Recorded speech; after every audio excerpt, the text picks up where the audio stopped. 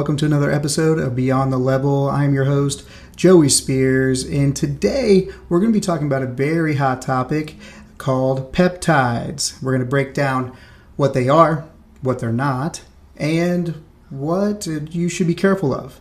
I have to start by putting a disclaimer out there that this is intended for educational purposes only, not intended to give medical or healthcare advice. If you are choosing to start, change, or end current medical protocol or introduce new things like peptides, as always, consult with a healthcare qualified medical professional. With that out of the way, I have to say, if you've spent more than 5 minutes on Instagram or TikTok, you probably heard someone say that peptides can fix your joints, heal your gut, burn fat, regrow hair, reverse aging, and maybe do your taxes. I've heard it all. So today, we're cutting through the hype and actually talking about what peptides are, how they work, why most of them aren't FDA approved, and why where you get them from is more important than you realize. So to jump right into it, at the most basic level, peptides are short chains of amino acids. And amino acids are the building blocks of proteins. So peptides are basically proteins' little siblings. Think of proteins like full sentences. And peptides is very short, very specific text messages. And your body loves text messages. So they are naturally occurring in the body, used for signaling like hormones, immune responses, tissue repair, and many are essential to our life. Peptides are not new. The marketing around them is very new and the hype, but peptides are not new.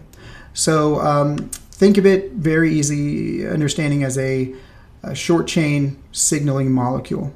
That's kind of like a lock and key mechanism. So peptides aren't just some fringe biohacker invention. They're baked into human biology.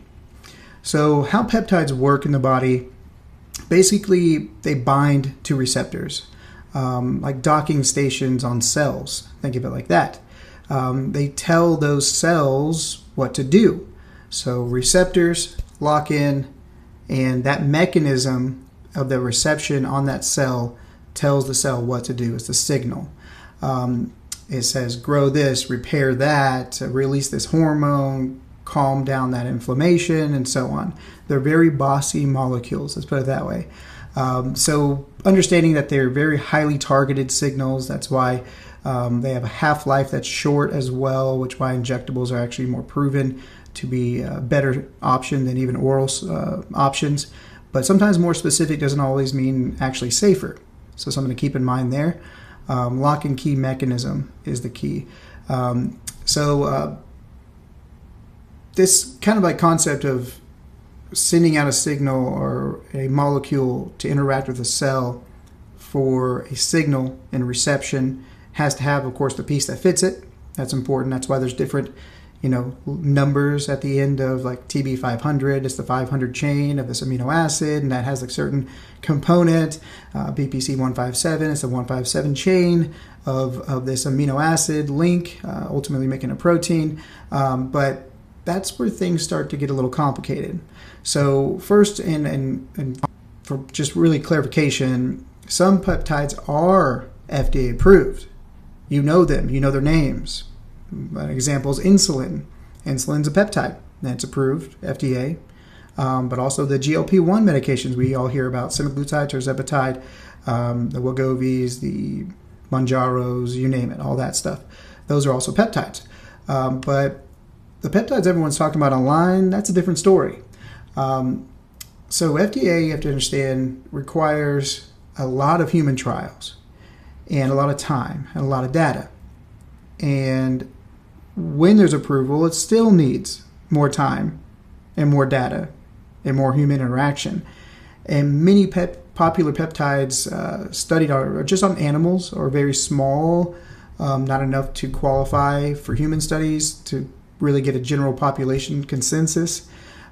So research use only is a typical phrase that you see on these peptides in the general marketplace. But doesn't mean it's approved, safe, or even legal for human use. So keep that in mind, especially where they're coming from.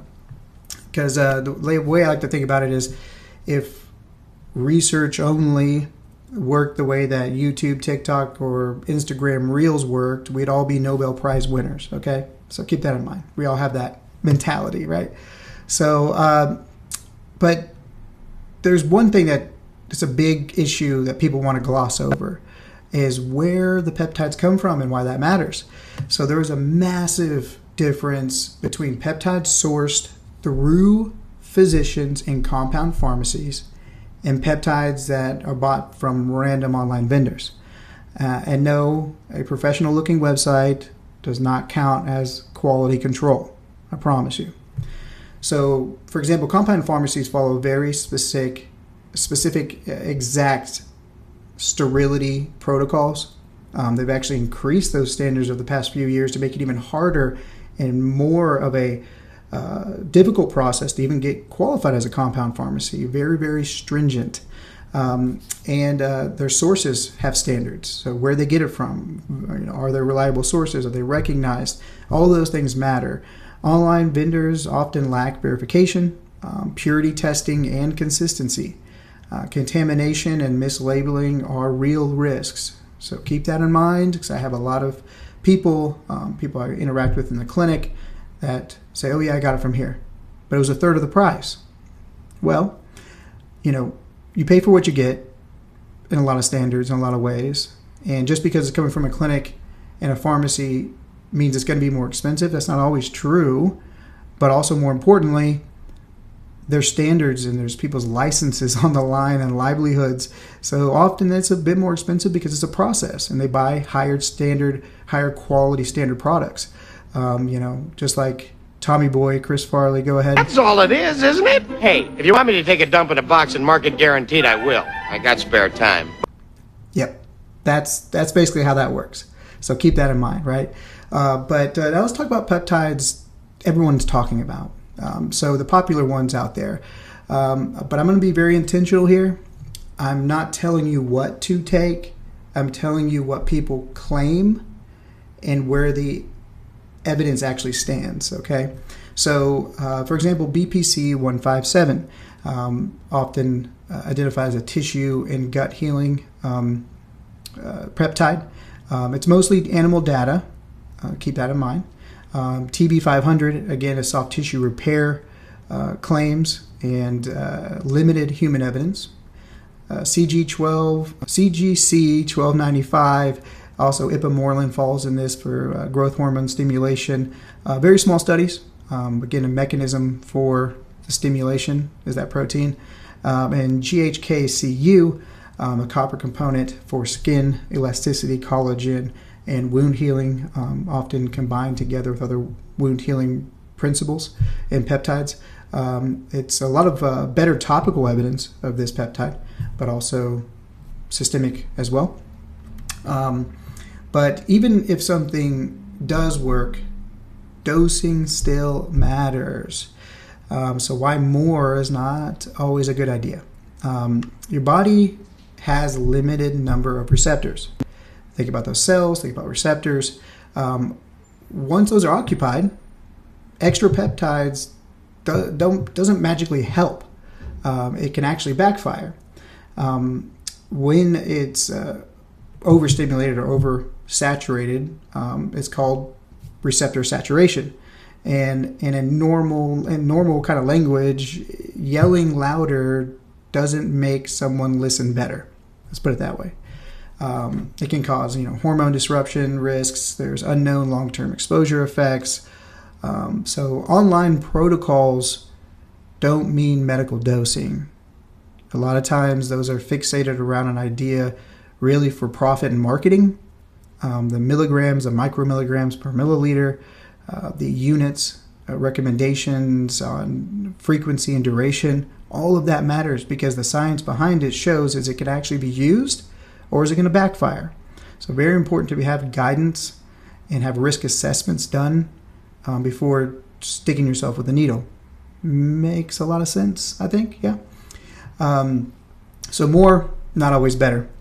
This leads to what a lot of the concept that people don't really like to hear about. It's really the risk and safety reality check that I have to give, kind of like check. So as always with injectable substances, they carry inherent risks, especially when they're unregulated.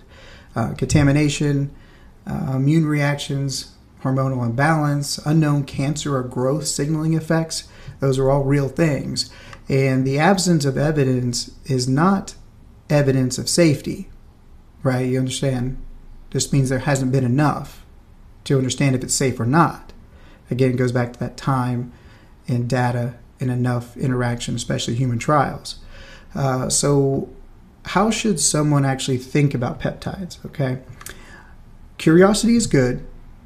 Science is exciting, but self-experimenting without data or oversight is gambling with your health. That's the last thing you want to do. So again, guidance, proper sourcing, proper dosage, regimented follow-ups, continued monitoring, all these things make sense and they're available. There doesn't need to be an over-the-counter off a shady website type of solution. There are real solutions out there and the healthcare world's waking up to it. And FDA-approved peptides are evidence-based. They've already gone through that. Experimental peptides are still in the research phase. Physician oversight matters, plain and simple. Biohacking should not feel like playing chemical roulette. That's the last thing you want to do. When you're nervous about what you're about to administer to your body, that might be an indication that you don't have the right guidance or authority that has helped you make that decision, or you yourself educating yourself enough to make an educated decision about your health. So in closing, peptides are an incredibly promising and emerging area in healthcare and medicine, but we're still really early in this story. But as always, if you want more science-based breakdowns without the hype, make sure to like, subscribe, and drop your questions below. I'm happy to answer anything and all things that I can. And no, peptides will still not do your taxes. Don't let them trick you on that. But I hope this was insightful. As always, reach out if you have any questions. Happy to break things down more. But stay tuned for more important health facts without the hype. And it's not okay just being normal. Let's go beyond. Thanks for watching.